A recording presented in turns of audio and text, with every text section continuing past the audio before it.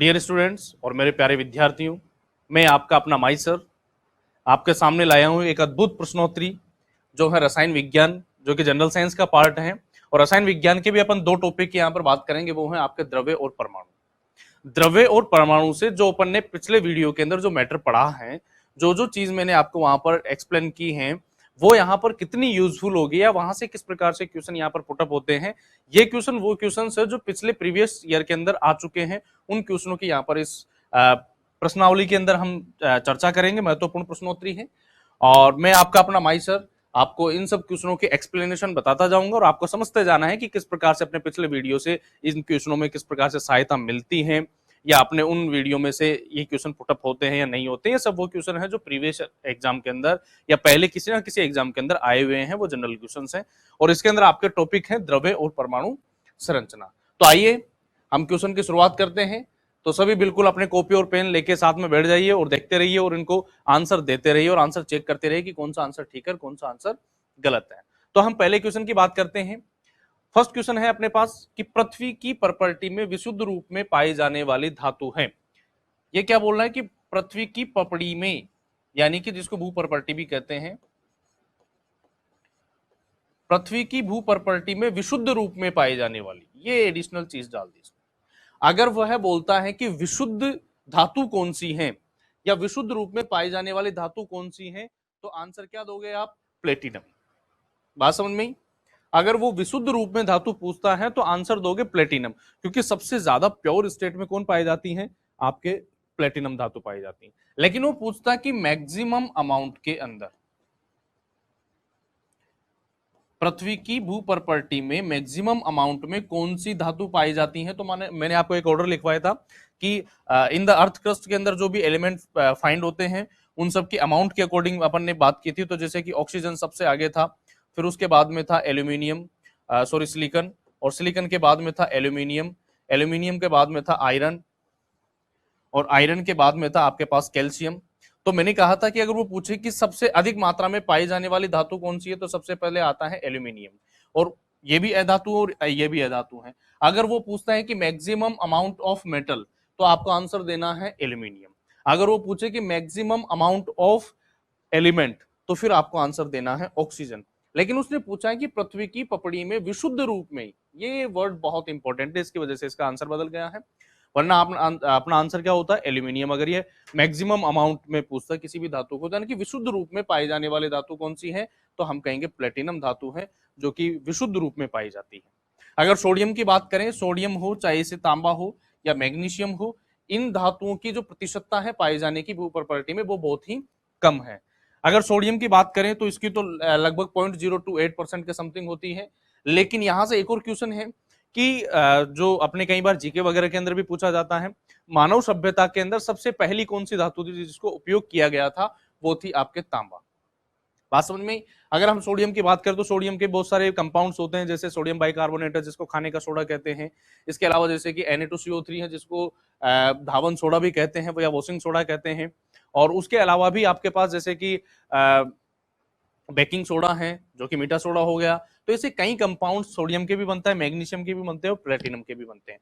सबसे महंगी जो धातु है, अगर हम बात करें प्लेटिनम की, तो हमें कह सकते हैं सबसे महंगी धातु, सबसे ज्यादा महंगी धातु कौन सी है? प्लेटिनम है। बात समझ में आई? इसी वजह से प्लेटिनम को व्हाइट गोल्ड भी कहा जाता है या इसको सफेद सोना भी कहा जाता है। क्या कहा जाता है? सफेद सोना भी कहा जाता है। किसको? प्लेटिनम को। तो इसका मतलब पहला क्वेश्चन क्लियर हुआ सबके कि पृथ्वी की भू प्रॉपर्टी में सबसे अधिक विशुद्ध अवस्था में पाई जाने वाली धातु कौन सी है, तो हम कहेंगे प्लेटिनम है, जिसको व्हाइट गोल्ड या फिर सफेद सोना भी कहा जाता है। क्लियर है सबको? तो देखते हैं इसका आंसर क्या है। अगर इसके आंसर की बात करें तो आंसर आपके पास प्लेटिनम, जो कि अभी मैंने आपको बताया। नेक्स्ट क्वेश्चन की बात करते हैं। तो देखिए नेक्स्ट क्वेश्चन है कि जल का शुद्धतम रूप है, तो हम कहेंगे कि जल का शुद्धतम रूप कौन सा है। पहला ऑप्शन है आपके पास समुद्र का जल, नहीं है क्योंकि समुद्र के जल के अंदर तो बहुत सारे कई प्रकार के लवण पाए जाते हैं। दूसरा है वर्षा का जल, इसकी बात करेंगे। दूसरा है नल का पानी, तो नल का पानी भी नहीं है क्योंकि वो भी भाई कई नदियों से आता है, कई सारे उसके अंदर चीजें मिश्रित होती हैं। नेक्स्ट है आसूत जल, जिसको डिस्टिल वाटर कहते हैं। तो हमें कहते हैं कि डिस्टिल वाटर भी एक प्योर वाटर है, लेकिन उसके अंदर बहुत ज्यादा कुछ यानी एसिड्स मिले होते हैं आसूत जल में, तो उसको भी क्या माना जाता है, इम्प्योर माना जाता है। लेकिन जो वर्षा का जल है, बात समझ में, रेन वाटर है वो बिल्कुल प्योर है, उसके अंदर किसी प्रकार की कोई मिलावट नहीं होती। लेकिन जैसे ही रेन वाटर आगे यानी नीचे आता है, तो वो कई प्रकार की गैसों के साथ मिल जाता है, और गैसों के साथ मिलने की वजह से उसके अंदर कई इंप्योरिटीज मिल जाती है, जिसको एक वायु प्रदूषण के कारण, यानी कि जिसको हम अम्लीय वर्षा कहते हैं, जल प्रदूषण की समस्या भी कहते हैं, वो भी उत्पन्न होती है।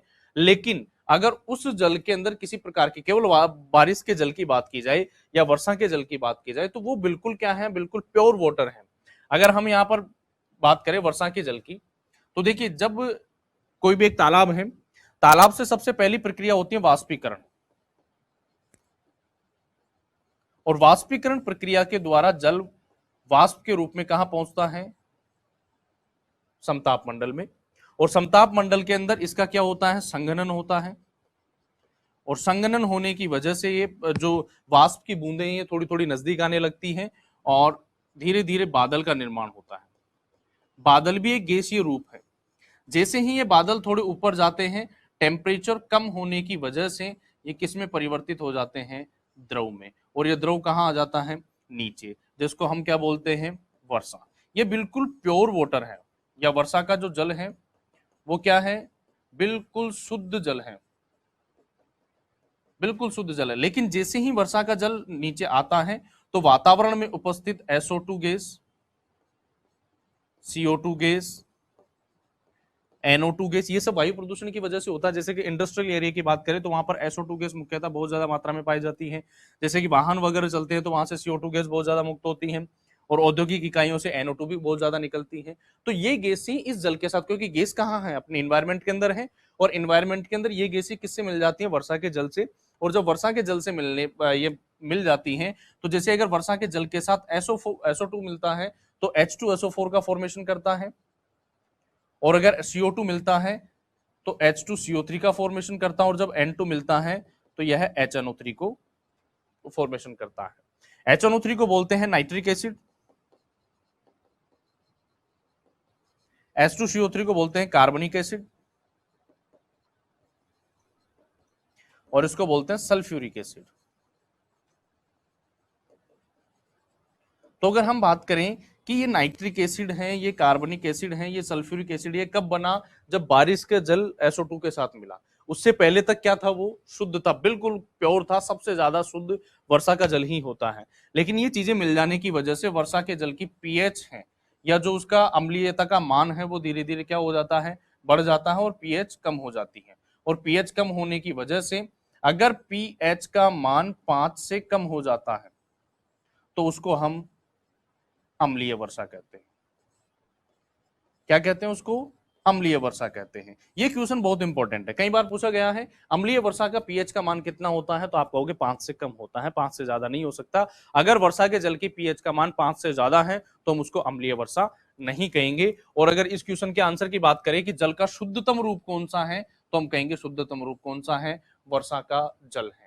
क्लियर बात समझ में आई। तो अगर आपके एसिड रेन से संबंधित अगर कोई भी क्वेश्चन पूछता है तो उसका आंसर आप बता सकते हो कि वर्षा का जल बिल्कुल शुद्ध होता है, लेकिन उसके साथ में SO2, CO2, NO2 इत्यादि आदि वायु प्रदूषणीय जो गैसें हैं वो मिल जाने की वजह से अम्ल का निर्माण होता है, जिससे वर्षा के जल की पीएच का मान कम हो जाता है, और वो लगभग अगर 5 से ज्यादा कम हो गया तो उसको हम क्या कह देते हैं, अम्लीय वर्षा कह देते हैं।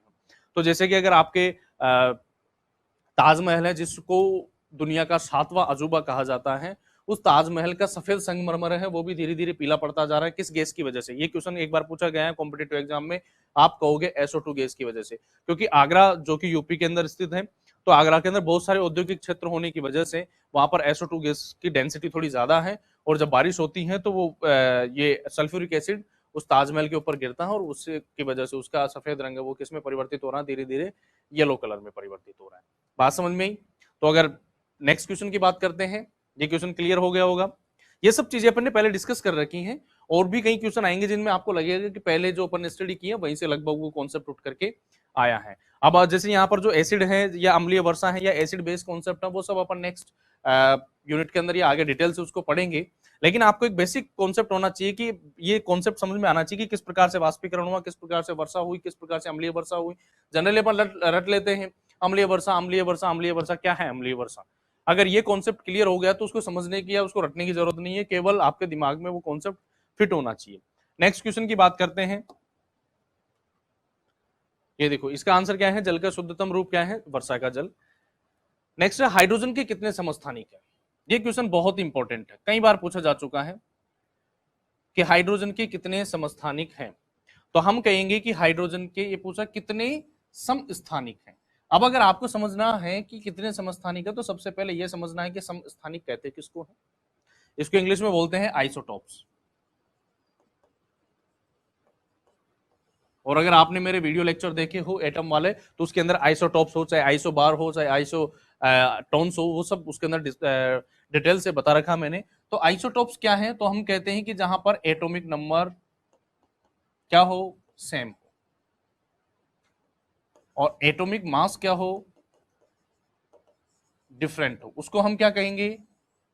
आइसोटॉप्स कहेंगे। अब ये पूछा कि हाइड्रोजन के कितने समस्थानिक है, तो मैंने वहां पर आपको बताया था कि हाइड्रोजन के 3 समस्थानिक होते हैं, 1H1, 1H2 and 1H3। 1H1 को बोलते हैं प्रोटियम, 1H2 को बोलते हैं ड्यूटेरियम, और 1H3 को बोलते हैं ट्राइटियम। प्रोटियम से H2O का फॉर्मेशन होता है जिसको सामान्य जल कहते हैं। ड्यूटेरियम से D2O का निर्माण होता है जिसको हम क्या कहते हैं? भारी जल कहते हैं। क्या कहते हैं भाई? भारी जल कहते हैं, ठीक है। तो भारी जल यानी कि हेवी वाटर, और इस हेवी वाटर का यूज क्या है जानते हो सब? तो हम कहते हैं कि हेवी वाटर का यूज न्यूक्लियर रिएक्टर के अंदर किया जाता है।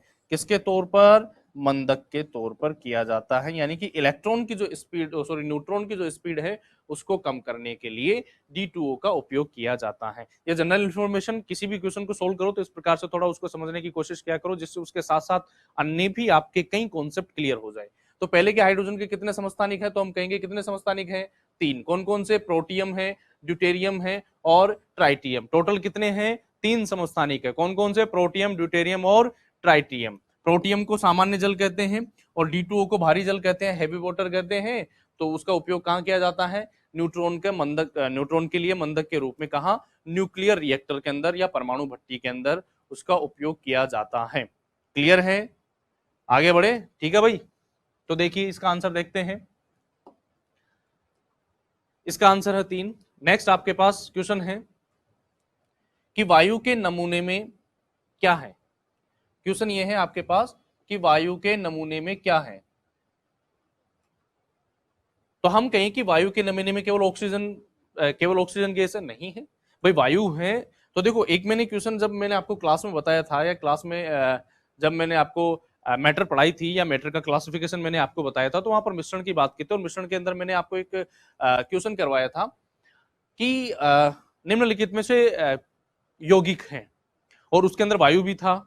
तो वायु यौगिक नहीं है, वायु क्या है? मिश्रण है, यानी कि उसके अंदर 2 या 2 से अधिक चीजें आपस में मिली हुई हैं। तो पहला तो वैसे ही गलत हो जाता है कि केवल ऑक्सीजन गैस है। अगर केवल ऑक्सीजन गैस होती तो उसको मिश्रण थोड़ी कहते हैं अपन, उसको किस में रखते?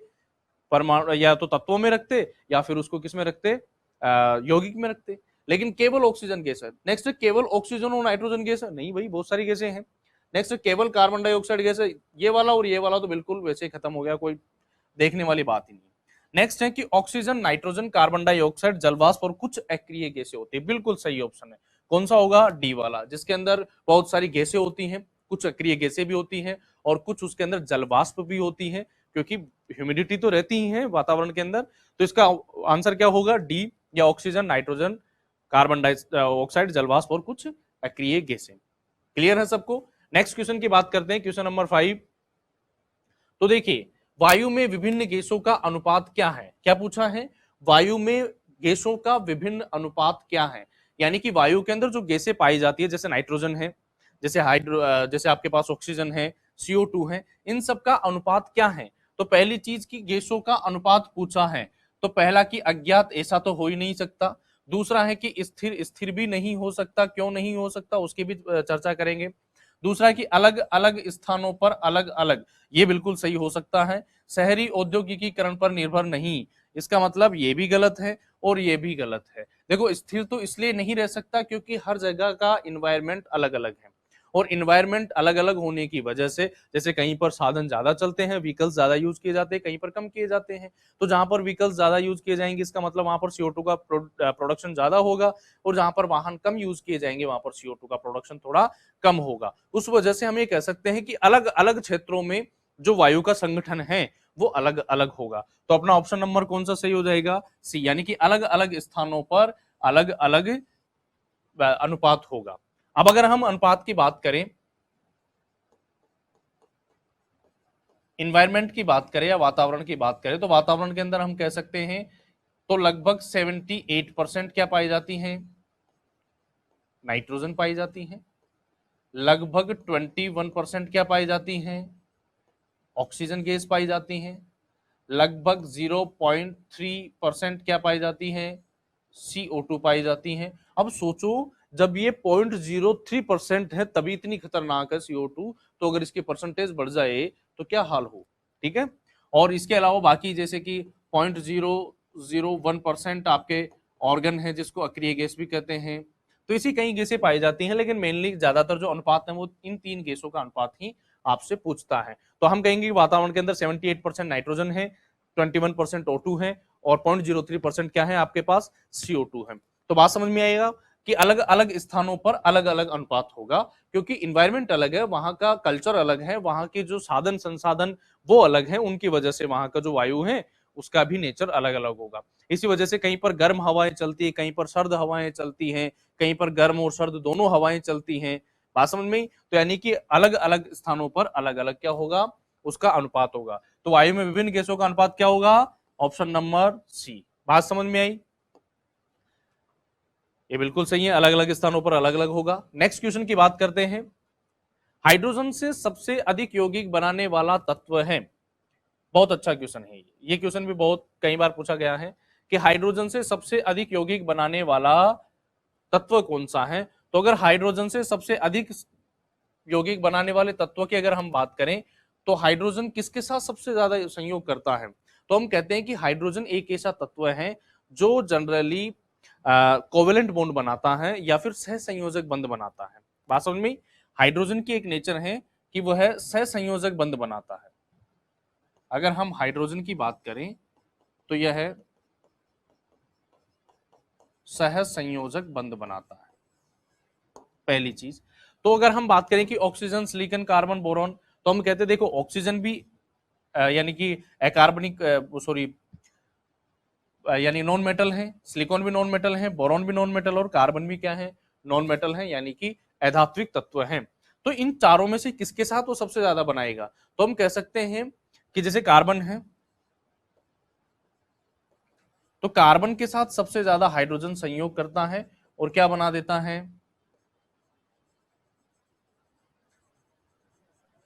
हाइड्रोकार्बन कंपाउंड्स बना देता है। और हाइड्रोकार्बन कंपाउंड्स हैं, इनको आपने जनरली देखा होगा, इनको फिर से तीन पार्ट में डिवाइड कर देते हैं अपन। एल्केन, एल्कीन या एल्काइन। एल्केन, एल्कीन और एल्काइन ये हाइड्रोकार्बन्स हैं। अब एल्केन में भी बहुत सारे होते हैं, मेथेन, एथेन, प्रोपेन, ब्यूटेन, बहुत सारे कंपाउंड होते हैं। तो यानी कि सबसे ज्यादा जो हाइड्रोजन है, सबसे अधिक यौगिक बनाने वाला तत्व हाइड्रोजन किसके साथ बनाता है? तो हम कहेंगे कार्बन के साथ बनाता है। ये क्वेश्चन कई बार पूछा जा चुका है, क्योंकि हाइड्रोकार्बन बनाता है और बहुत सारे हाइड्रोकार्बन, सबसे ज्यादा जो यौगिक हैं वो हाइड्रोकार्बन के हैं। और प्रयोगशाला में बनाने वाला जो पहला जो यौगिक है वो भी कार्बनिक है। तो यानी कि जितने भी ज्यादातर जो यौगिक हैं वो कार्बनिक यौगिक या हाइड्रोकार्बन होने की वजह से जो हाइड्रोजन वो सबसे ज्यादा किसके साथ संयोग करता है या अलग अलग प्रकार के तत्व बनाता है? तो हम कहेंगे कार्बन के साथ। ये चीज क्लियर हो गई सबको? आगे बढ़े तो नेक्स्ट देखिए, ये कार्बन के साथ बनाता है, बिल्कुल सही है। नेक्स्ट अगर हम क्वेश्चन की बात करें तो ये कि सुरा से शुद्ध एल्कोहल। क्वेश्चन बहुत अच्छा है और कई बार पूछा जा चुका है, बहुत इंपॉर्टेंट क्वेश्चन। सुरा से शुद्ध एल्कोहल इस प्रक्रम से प्राप्त किया जा सकता है। तो पहली चीज की सुरा क्या है? सुरा भी एक प्रकार की शराब है, और शराब के अंदर क्या होता है, तो हम कहते हैं शराब के अंदर एल्कोहल होता है। और इस सुरा या शराब से हमको क्या बनाना है, प्योर एल्कोहल बनाना है।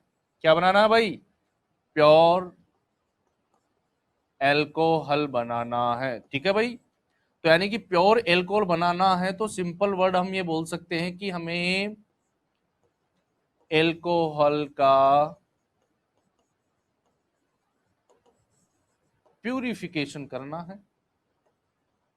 एल्कोहल का क्या करना है, शुद्धिकरण करना है साहब, क्योंकि सुरा के अंदर तो बहुत सारा एल्कोहल मिला हुआ है, उसके अंदर से हमें शुद्ध एल्कोहल चाहिए। ठीक है भाई, तो शुद्ध एल्कोहल चाहिए यानी कि हमको चाहिए, तो उसका मतलब क्या है कि उसको हम प्योर एल्कोहल प्राप्त करेंगे और उस प्रोसेस को हम कह सकते हैं एल्कोहल का प्यूरिफिकेशन।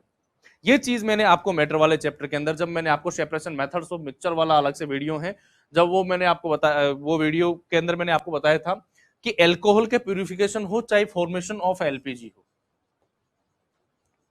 फॉर्मेशन ऑफ एलपीजी जो कि घरेलू गैस है जिसके अंदर प्रोपेन और ब्यूटेन का मिश्रण होता है और मिथाइल मरकैप्टन इसके अंदर गंध के लिए मिलाई जाती है। तो फॉर्मेशन ऑफ एलपीजी हो, लिक्विफाइड पेट्रोलियम गैस, या एल्कोहल का प्यूरिफिकेशन हो, इसके अंदर कौन सी प्रक्रम काम में लिया जाता है, तो हम कहते हैं इसके अंदर आसवन प्रक्रम काम में लिया जाता है। और आसवन के बारे में मैंने बताया था, जहां पर दो द्रवों का मिश्रण हो और दो द्रवों के बॉइलिंग पॉइंट में अंतर मैक्सिमम हो या अधिकतम हो, तो वहां पर आसवन प्रक्रिया काम में लेते हैं। तो यानी कि यहाँ पर आपका ऑप्शन नंबर कौन सा सही हो जाएगा, आसवन। देखते उड़ा देना चाहिए, बिल्कुल ऐसे सुरा से शुद्ध एल्कोहल प्राप्त करना है, प्यूरिफिकेशन का एल्कोहल करना है, या आसवन के द्वारा प्यूरिफिकेशन ऑफ एल्कोहल हो गया। इसी वजह से मैंने वहां पर आपको प्रक्रम भी बताया है और वहां पर एग्जाम्पल भी बताया है हर एक प्रक्रम का, कि किस प्रक्रम के द्वारा किन यौगिकों का शुद्धिकरण किया जा सकता है या उनका पृथक्करण किया जा सकता है। तो यहाँ पर समझ में आ गया होगा कि एल्कोहल के प्यूरिफिकेशन के अंदर कौन से मेथड का यूज करोगे। क्लियर है, तो आगे चले भाई। तो देखो नेक्स्ट क्वेश्चन की तरफ हम बढ़ते हैं। ये इसका आसान बिल्कुल सही आंसर हो गया। नेक्स्ट क्वेश्चन आपके पास कि किसी तत्व की परमाणु संख्या निम्नलिखित की संख्या के बराबर होती है। ये बोल रहा है कि किसी तत्व की परमाणु संख्या, यानी कि एटॉमिक नंबर की बात कर रहा है। एटॉमिक नंबर या परमाणु संख्या की बात कर रहा है, तो वो किसके बराबर होगी। पहला है नाभिक के न्यूट्रॉन के बराबर, नाभिक के प्रोटॉन के बराबर, सापेक्ष परमाणु द्रव्यमान के बराबर है, बाह्यतम कक्ष में इलेक्ट्रॉन के बराबर। तो सबसे पहले हम बात देखते हैं कि एटॉमिक नंबर होता क्या है। तो मैंने आपको एटम वाले चैप्टर के अंदर बताया था कि एटॉमिक नंबर रिप्रेजेंट करता है प्रोटॉन की संख्या को, प्रोटॉन की संख्या को रिप्रेजेंट करता है कौन, एटॉमिक नंबर। और इसी के साथ में एक होता है एटॉमिक मास। दो चीज से अपन किसी भी एलिमेंट का रिप्रेजेंटेशन करते हैं, एटॉमिक नंबर जिसको हम जेड से रिप्रेजेंट करते हैं और एटॉमिक मास जिसको ए से रिप्रेजेंट करते हैं। और जेड ई ए का रिप्रेजेंटेशन मैंने आपको बता रखा है, जहां पर एटॉमिक नंबर और एटॉमिक मास दोनों को डिफाइन कर रहा है। तो हम कहते हैं कि एटॉमिक मास किसे कहते हैं, तो हम कहते हैं प्रोटॉन प्लस न्यूट्रॉन्स की संख्या को हम क्या कहते हैं, एटॉमिक मास कहते हैं। लेकिन एटॉमिक नंबर किसको रिप्रेजेंट करता है भाई, प्रोटॉन की संख्या को। तो हम यहाँ पर क्या कहेंगे, नाभिक के प्रोटॉन, बिल्कुल सही आंसर हो जाएगा। क्लियर बात समझ में आई। तो यानी कि किसी भी परमाणु संख्या किसको रिप्रेजेंट करेगी, नाभिक में उपस्थित प्रोटॉन की संख्या को। क्लियर है, तो आगे बढ़े। इसका राइट आंसर है नाभिक के प्रोटॉन। नेक्स्ट क्वेश्चन आपके सामने कि किसी ठोस वस्तु को गर्म करने से उसका सीधे गैसीय रूप में परिवर्तित हो जाने का प्रक्रम कहलाता है। बहुत ही सिंपल और बहुत ही जानदार क्वेश्चन है, कई बार पूछा जाता है। ये सिंपल प्रोसेस है, साइंस वाले तो एक्चुअली इसका देखते उड़ा देते हैं, पर प्रॉब्लम आ जाती है जो बेचारे आर्ट्स सब्जेक्ट वाले जो बच्चे होते हैं उनके लिए। ठीक है, तो आर्ट्स सब्जेक्ट वाले जो बच्चे हैं उनको परेशान होने की जरूरत नहीं है, उनके लिए हम हैं। तो अगर हम बात करें कि किसी ठोस वस्तु को गर्म करने से उसका सीधे गैसीय रूप में परिवर्तन हो जाने का प्रक्रम कहलाता है, तो इसके लिए पहले ही अपन ने पढ़ रखा है और मैंने बता रखा है कि जब कोई ठोस पदार्थ गर्म करने पर सीधे गैस में परिवर्तित होता है तो उसको जनरली हम क्या कहते हैं, सब्लिमेशन मेथड कहते हैं, या सब्लिमेशन प्रोसेस या ऊर्ध्वपातन प्रक्रिया कहते हैं। और इस ऊर्ध्वपातन के आधार पर एक मेथड मैंने आपको पढ़ाया था, सब्लिमेशन मेथड, यानी कि वे यौगिक या वे तत्व जो सब्लिमेट होते हैं, ऊर्ध्वपतित होते हैं, उनका प्यूरिफिकेशन या उनका सेपरेशन किस मेथड से करेंगे? ऊर्ध्वपातन विधि के द्वारा करेंगे। तो किसी ठोस वस्तु को गर्म करने पर सीधे गैसीय रूप में परिवर्तित हो जाने का प्रक्रम क्या कहलाता है भाई? ऊर्ध्वपातन कहलाता है। बात समझ में आई? तो ये देखिए यहां से इसका आंसर बिल्कुल सही है, ऊर्ध्वपातन। नेक्स्ट क्वेश्चन की बात करते हैं। बहुत ही सिंपल क्वेश्चन आते हैं जनरल साइंस के अंदर, ज्यादा दिमाग लगाने की जरूरत नहीं है भाई किसी को भी, है तो परेशान मत होइए। बिल्कुल शानदार तरीके। किसी भी रासायनिक यौगिक की न्यूनतम संभव इकाई है, तो हम कहते हैं कि किसी भी रासायनिक यौगिक की न्यूनतम संभव इकाई क्या है? तो हम कहते हैं परमाणु है, एटम है। और एटम को ही हम क्या कहते हैं? Smallest particle. किसी भी मैटर का स्मॉलेस्ट पार्टिकल जो कि अनडिविजिबल हो, क्या हो? अनडिविजिबल हो, उसको क्या कहते हैं भैया? अविभाज्य हो, अविभाज्य। उस अविभाज्य कण को क्या कहते हैं? परमाणु, जिसको आगे विभाजित नहीं किया जा सकता। और इसकी खोज किसने की या किसने बताया कि परमाणु किसे कहते हैं? तो हम कहते हैं जॉन डाल्टन नामक वैज्ञानिक थे, उन्होंने सबसे पहले परमाणु के बारे में बताया। क्या परमाणु का स्वतंत्र अस्तित्व है? ये क्वेश्चन भी कई बार पूछा जाता है। क्या परमाणु का स्वतंत्र अस्तित्व है? तो हम कहेंगे नहीं है भैया, इसका स्वतंत्र अस्तित्व नहीं है। लेकिन यही परमाणु किसी प्रक्रिया के या किसी अभिक्रिया के अंदर भाग ले सकता है, परंतु इसका स्वतंत्र अस्तित्व नहीं है। बात समझ में आई? इसका स्वतंत्र अस्तित्व नहीं है, लेकिन ये किसी भी रासायनिक अभिक्रिया के अंदर परमाणुविक रूप में भाग ले सकता है। तो क्लियर है? तो यानी कि किसी भी यौगिक की न्यूनतम संभव इकाई क्या है? तो हम कहेंगे परमाणु। नेक्स्ट क्वेश्चन की बात करते हैं। ये बिल्कुल राइट आंसर है, परमाणु। नेक्स्ट है आपके पास, कपूर का आसानी से शोधन करने का प्रक्रम है। वाह भाई, क्या क्वेश्चन आया है। तो ध्यान से देखिए प्यारे बच्चों, कपूर क्या है? कपूर चंद पाटनी है, इसको कर्पूर भी कहते हैं, क्योंकि अपन कहते हैं कर्पूर गौरव कर्णावतारम संसार सारम गजेंद्र हारम, पता नहीं क्या क्या बोलते हैं। तो यानी कि कपूर का आसानी से शोधन करने का प्रक्रम है। तो हम कहेंगे कपूर क्या है? तो हम कहेंगे कपूर को रासायनिक भाषा के अंदर नैफ्थलीन कहा जाता है। क्या कहा जाता है भाई? नैफ्थलीन। और नैफ्थलीन हो, चाहे से आयोडीन हो, चाहे से अमोनियम क्लोराइड हो, चाहे से आपके पास अमोनियम क्लोराइड के अलावा चाहे से आपके पास सॉलिड CO2 हो, इन सब का जो शुद्ध करने का प्रक्रम है या जो शोधन प्रोसेस है, वो किसके द्वारा करेंगे? पहले तो इनकी कोई ना कोई यूनिक प्रॉपर्टी। प्रॉपर्टी क्या है? ये जब इनको गर्म करते हैं या इसके अंदर आग लगाते हैं, तो आग लगाते हैं सीधे किसमें? गैस में उड़ जाते हैं। और उड़ने की वजह से किससे करेंगे? ऊर्ध्वपातन से। क्योंकि जब भी कोई ठोस पदार्थ सीधे गैस में परिवर्तित होता है, तो उसको हम क्या कहते हैं? ऊर्ध्वपातन कहते हैं। तो यानी कि इन सब का ऊर्ध्वपातन होता है। कपूर को जब जलाते हैं किसी भी भूमिया जी के सामने, तो वो पहले मेल्ट होके पिघलते नहीं है, वरना पिघलती तो भूमिया जी हाथ में नहीं रखते, किसी के ऊपर फेंक देते। लेकिन वो हाथ में रखे रहते हैं, क्योंकि वो वाष्प में परिवर्तित होती रहती है। तो इसका मतलब कपूर का आसानी से शोधन करने का प्रक्रम कौन सा है? ऊर्ध्वपातन। समझ में आए सबको? ये चीजें हमने सेपरेशन मेथड्स ऑफ मैटर के अंदर या मिक्सचर के अंदर आपको बता रखी है, बिल्कुल डिटेल से, बिल्कुल शानदार तरीके से बता रखी है। तो कपूर का शोधन किससे करेंगे भाई? ऊर्ध्वपातन से।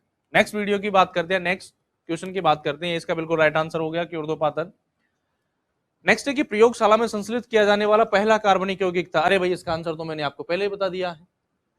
जब मैंने आपको कार्बनिक यौगिकों के बारे में बताया, हाइड्रोकार्बन्स के बारे में बताया, तो मैंने कहा कि प्रयोगशाला में सबसे पहले बनने वाला यौगिक कौन सा था? यूरिया।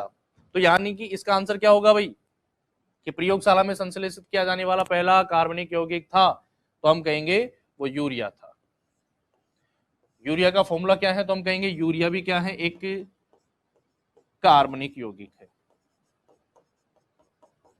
क्या है? कार्बनिक यौगिक। ये वैसे लिखा हुआ भी है, कार्बनिक यौगिक है।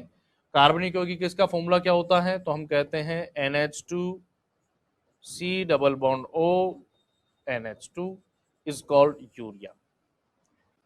Urea is a first compound is synthesized in laboratory. प्रयोगशाला के अंदर पहला संश्लेषित किया हुआ कार्बनिक यौगिक कौन सा है? यूरिया। ये फैक्ट है, इसको याद करना, इसमें कोई समझने की बात नहीं है। क्योंकि आपसे पूछेगा नहीं कि यूरिया बनाया कैसे था, हमको क्या लेना देना। केवल आपको इतना याद रखना है कि प्रयोगशाला में सबसे पहला कौन सा कार्बनिक यौगिक बनाया गया या संश्लेषित किया गया, तो आप कहोगे यूरिया। बात समझ में? It's a factual question. Next बात करते हैं हम, ये समझ में आया सबको? नेक्स्ट क्वेश्चन की अगर हम बात करें, ये इसका राइट आंसर है। नेक्स्ट क्वेश्चन की सर्वाधिक आघात वर्धनीय धातु है। बहुत अच्छा क्वेश्चन है ये। क्वेश्चन भी जब मैंने आपको क्लासिफिकेशन ऑफ मेटल पढ़ाया तो उस टाइम पर मैंने आपको बताया होगा कि आघात वर्धनीयता किसका गुण है। तो हम कहते हैं कि धातु, और मैंने वहां पर धातु के गुण बताए कि धातु ऐसी होनी चाहिए, ऐसा तत्व होना चाहिए जिसके अंदर आघात वर्धनीयता होनी चाहिए, यानी कि मेलेबिलिटी होनी चाहिए उसके अंदर। क्या होनी चाहिए? मेलिएबिलिटी होनी चाहिए, पहला गुण।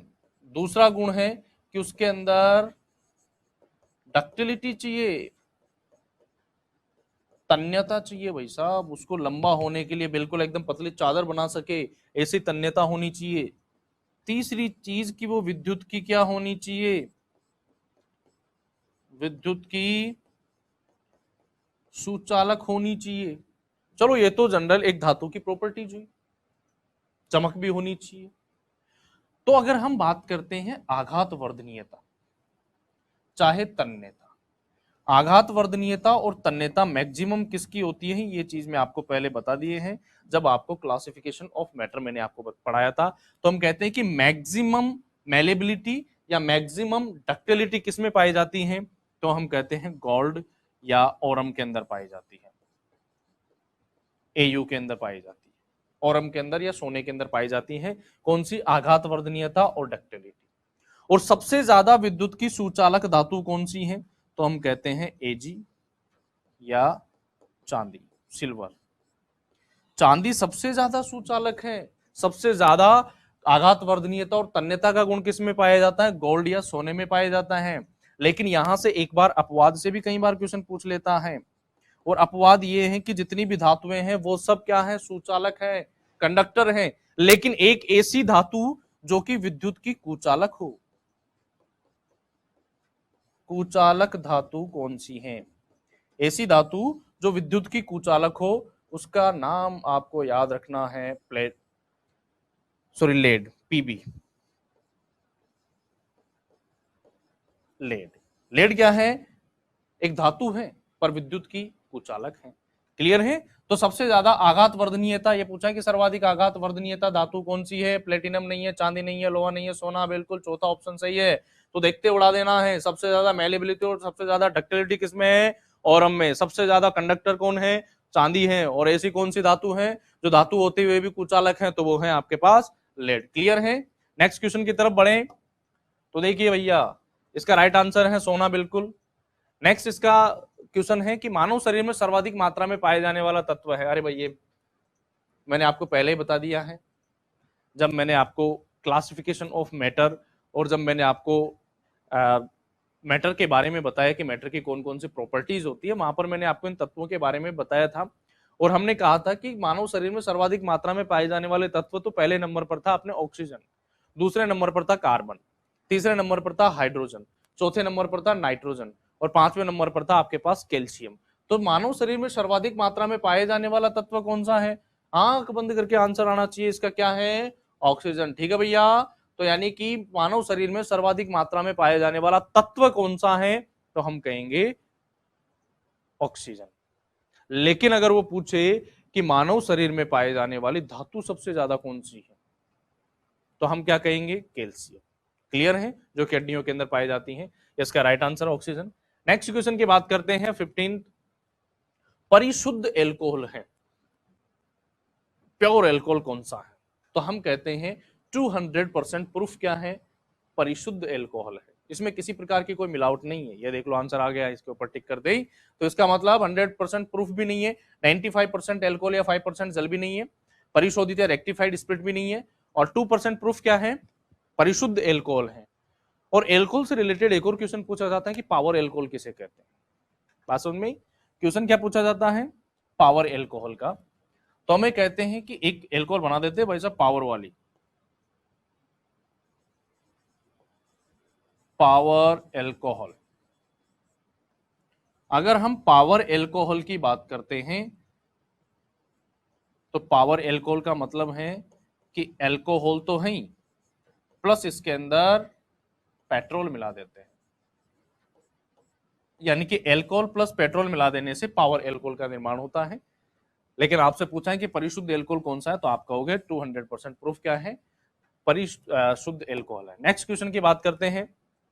ये सब फैक्चुअल क्वेश्चन है, लेकिन जहां पर कॉन्सेप्ट की बात आएगी हम बात करेंगे। पृथ्वी की प्रॉपर्टी में एल्यूमिनियम निम्नलिखित में से किस रूप में पाया जाता है? बहुत अच्छा क्वेश्चन है भाई, और इसका आंसर आप सब जानते होंगे कि ये पूछा है कि एल्यूमिनियम यानी कि एल, एल्यूमिनियम किस मात्रा या किस रूप में पाया जाता है? एल्यूमिनियम या एल की बात कर रहे हैं। एल्यूमिनियम पाया जाता है बॉक्साइट अयस्क के रूप में, बॉक्साइट अयस्क के रूप में, या बॉक्साइड भी कह देते हैं। और इस बॉक्साइड का फॉर्मूला क्या होता है? Al2O3.XH2O, जो कि कई बार 2S2 भी लिखा हुआ मिलता है, लेकिन आपको याद रखना है बॉक्साइड का फॉर्मूला क्या होता है? Al2O3.XH2O। तो Al2O3.XH2O क्या है? बॉक्साइड, और बॉक्साइड किसका अयस्क है? तो हम कहते हैं एल्यूमिनियम का क्या है? अयस्क है। तो यानी कि पृथ्वी की भू प्रॉपर्टी के अंदर एल्यूमिनियम किस रूप में पाया जाएगा? बॉक्साइड के रूप में पाया जाएगा। अगर हम क्रायोलाइट की बात करें तो क्रायोलाइट मैग्नीशियम और पोटेशियम का अयस्क है। नेक्स्ट है जिप्सम की बात करें तो जिप्सम किसी का अयस्क नहीं है, वैसे जनरली जिप्सम खुद एक रासायनिक यौगिक है जिसका फॉर्मूला क्या होता है? CaSO4.12H2O is called gypsum. Next प्राकृतिक धातु तो आप सब जानते ही हो। जिप्सम का उपयोग कहाँ किया जाता है? संगमरमर में। और अगर यहाँ से आप हाफ H2O की जगह अगर 2H2O कर देते हो तो हम उसको पीओपी कहते हैं, जिसको प्लास्टर ऑफ पेरिस कहा जाता है। तो चीजें जनरल आपको याद रखनी है। तो एल्यूमिनियम किस रूप में पाया जाता है? बॉक्साइड के रूप में। बॉक्साइड का फॉर्मूला क्या होता है? Al2O3.XH2। क्लियर है भाई? ठीक है, तो आगे बढ़े, नेक्स्ट क्वेश्चन की तरफ चलते हैं। ये इसका बिल्कुल सही आंसर है, बॉक्साइड। नेक्स्ट क्वेश्चन है कि रेडियो कार्बन डेटिंग का इस्तेमाल निम्नलिखित की उम्र का अनुमान लगाने में किया जाता है। बहुत ही अच्छा क्वेश्चन है और बहुत ही फेमस है, सबसे ज्यादा यही क्वेश्चन पूछा जाता है। तो अगर इस क्वेश्चन की बात करें तो देखिए, ये पूछा है कि रेडियो कार्बन डेटिंग, तो पहली चीज तो ये समझनी है कि रेडियो कार्बन डेटिंग प्रोसेस होती क्या है, वो किसके लिए यूज की जाती है, वो बात की बात है। पहले ये समझनी है कि या रेडियो कार्बन डेटिंग प्रोसेस क्या होती है। तो देखिए, एक होता है रेडियो एक्टिविटी, जिसको रेडियो सक्रियता भी कहा जाता है। बात समझ में? रेडियो सक्रियता का मतलब है, मैंने आपको बताया था जब मैंने आपको एटम पढ़ाया है और एटम के अंदर मैंने आपको आइसोटोप्स पढ़ाए हैं, वहां पर इस चीज का जिक्र हुआ है कि रेडियो सक्रियता क्या है या रेडियो एक्टिविटी क्या है। तो हम कहते हैं कि रेडियो एक्टिविटी का मतलब है कि कोई भी एक अनस्टेबल यानी कि अस्थायी नाभिक स्थायी नाभिकों के अंदर परिवर्तित होने के लिए अपने अंदर से कुछ ना कुछ पार्टिकल्स इमिट करता है, जिनको अल्फा पार्टिकल, बीटा पार्टिकल या गामा पार्टिकल या गामा रेज के नाम से जाना जाता है। तो यानी कि धीरे धीरे उनका विघटन होता है, डिसइंटीग्रेशन होता है।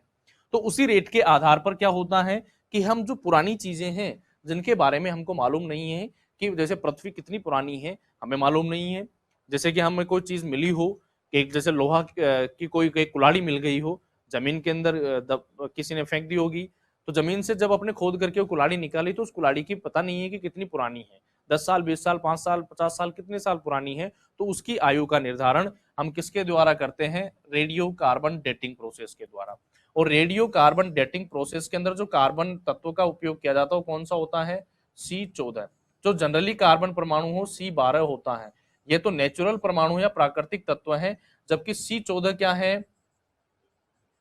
रेडियो एक्टिव एलिमेंट है। क्लियर है? C14 क्या है भाई? रेडियो एक्टिव एलिमेंट है, और इस C14 का उपयोग किया जाता है कार्बन डेटिंग प्रोसेस में। तो अगर हम बात करें शिशुओं, ये भी गलत है, सेल भी गलत है, प्राचीन इमारतें भी गलत है, जीवाश्म यानी कि फॉसिल्स की अगर बात की जाए तो हमें कहते हैं कि फॉसिल्स की जो आयु का निर्धारण है वो कार्बन डेटिंग प्रोसेस के द्वारा किया जाता है। कार्बन डेटिंग प्रोसेस के अंदर कौन से रेडियो एक्टिव एलिमेंट की या कौन से रेडियो एक्टिव तत्व का प्रयोग किया जाता है? तो हम कहेंगे कार्बन 14 का प्रयोग किया जाता है। क्लियर है? तो ये है आपका क्वेश्चन नंबर 17 समझ में आया होगा, रेडियो कार्बन डेटिंग प्रोसेस क्या है।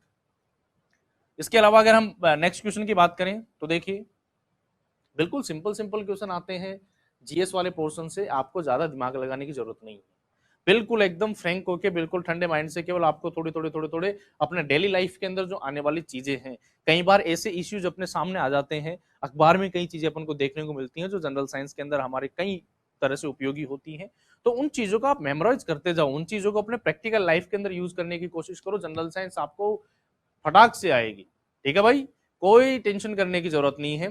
तो अगर हम नेक्स्ट क्वेश्चन की बात करें तो नेक्स्ट क्वेश्चन है कि जिस पात्र में रखा जाए उसी का आकार ग्रहण कर लेने वाला द्रव्य क्या कहलाता है। अरे भाई बहुत ही इजी है, ये मैंने आपको जब मैटर पढ़ाया था तो मैटर के अंदर मैंने आपको द्रव्य की 5 प्रावस्थाएं बताई थी, ठोस, द्रव, गैस और प्लाज्मा और बोस-आइंस्टाइन कंडेंसेट। तो मैंने कहा था कि प्लाज्मा और बोस-आइंस्टाइन कंडेंसेट को तो आपको पढ़ना नहीं है, पढ़ना केवल आपको सॉलिड, गैस और लिक्विड को ही है। तो वहां पर मैंने लिक्विड के लिए कहा था कि लिक्विड का साइज तो अनफिक्स होता है लेकिन उसका वॉल्यूम फिक्स होता है, यानी कि अगर आपने 1 लीटर पानी को किसी भी जग के अंदर लिया है और उसको बाल्टी के अंदर ट्रांसफर कर दिया तो बाल्टी के बाद में भी वो 1 लीटर ही है, लेकिन पहले जग के आकार का था अब बाल्टी के आकार का है।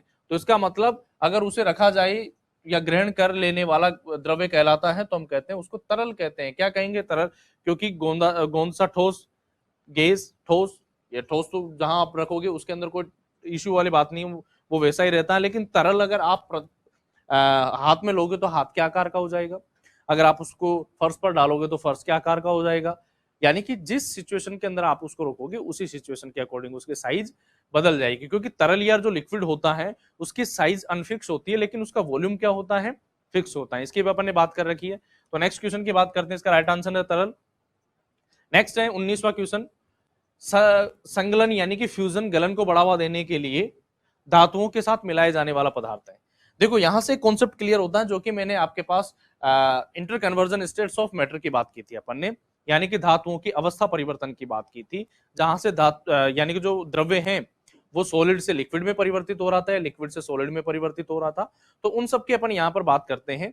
तो देखिए अगर हम बात करें कि गलन को बढ़ावा देने के लिए, यानी कि मेल्टिंग पॉइंट की बात हो रही है, और मैंने आपसे पहले भी कहा था कि जब किसी धातु के अंदर किसी दूसरी धातु का मिश्रण कर दिया जाता है या किसी एक पदार्थ में अन्य पदार्थ का मिश्रण कर दिया जाता है तो हमेशा उसका जो मेल्टिंग पॉइंट है वो क्या होता है? कम होता है। तो उसको कहते क्या है जिसकी वजह से वो गल रहा है? तो उसको गालक कहते हैं। भाई गलने को क्या कहते हैं? गालक ही कहते हैं। तो इसका राइट आंसर क्या होगा? गालक होगा। तो देखिए गालक इसका राइट आंसर है, जिसको फ्लक्स भी कहते हैं इंग्लिश के अंदर। नेक्स्ट, पदार्थों की वास्तविक मात्रा का पता लगाने के लिए उपयोग में लाए जाने वाले रसायन की शाखा कहलाती है। भाई ये भी कोई ज्यादा बड़ी बात नहीं है, बहुत ही सिंपल क्वेश्चन है और फैक्चुअल क्वेश्चन है।